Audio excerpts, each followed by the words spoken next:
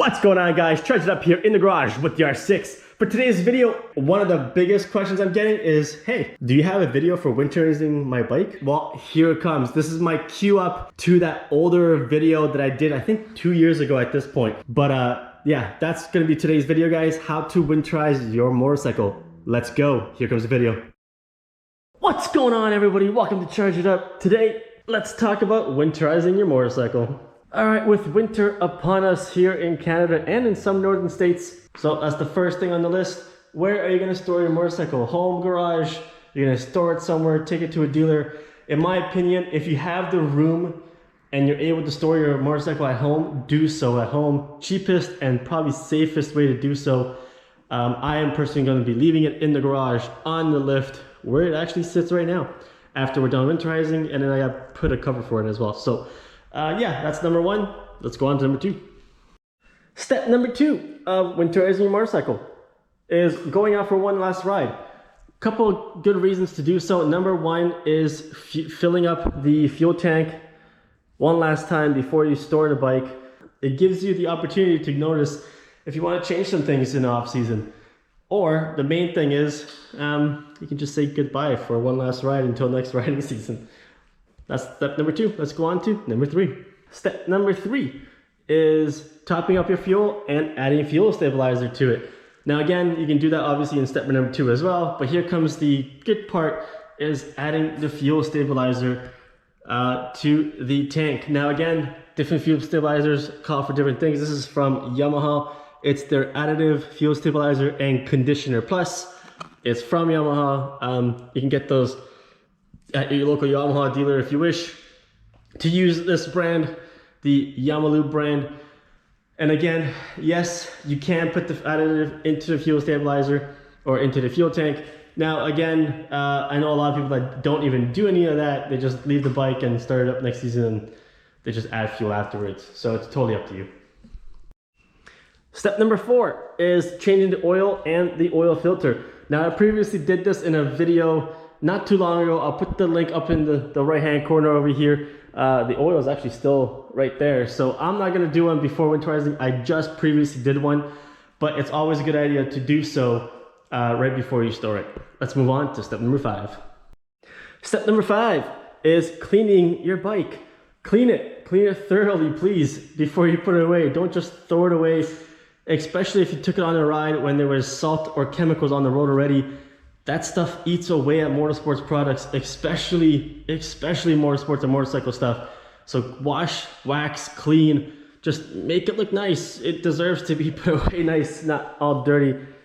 This one is nice and clean, ready to go, or not go, or stored away at this point. So that's number five, clean your bike. Step number six is also a really good one to make sure that you do, is clean and lube your chain. Now I previously did this. I will put a link up in the corner as well of when I did this, when I did my oil change, same video. I cleaned and lubed the chain. I will actually clean the chain one more time before I store it away.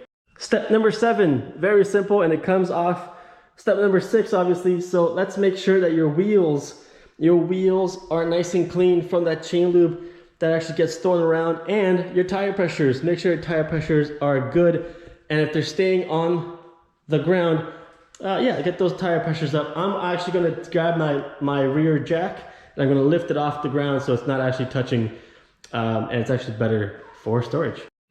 Another thing also for when you're checking the tire pressures and cleaning the wheels, check your threads. Make sure that the threading, that there's enough thread and it's good to go. Obviously mine is fairly new, so I don't have to worry about that stuff, but I will look for next season. Let's move on to the next step. Step number eight, and it's gonna be a big one.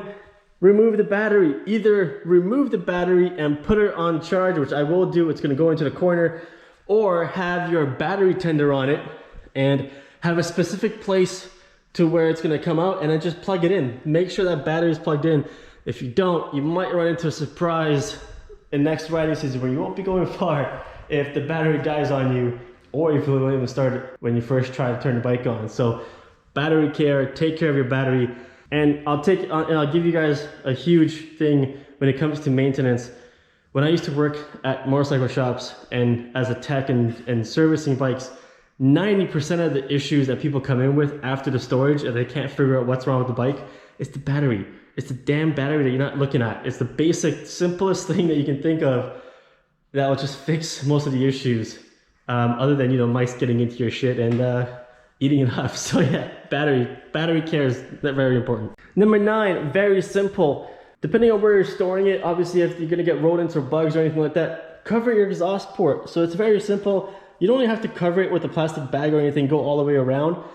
You can just put an actual rag or anything like that. So that rag has a bit of oil on it. So I'll stick it in there. I'll leave it on that for now. And then what I'm actually gonna be doing is I'm gonna be putting a cover over the bike as well, which will come up in the next video. But yeah, the cover, muffler, cover, don't let anything crawl in there. It's not necessary. So yeah, that's important as well. And that's just a quick 9-step process to winterizing your bike for the winter season. All right, guys, take care of your bikes and everything will be good. All right, guys, that's it for this video. Thanks for watching. Hit that subscribe button if you haven't already. Hit that like button and hit that notification bell on more videos of the R6. Until the next one, guys. See you later.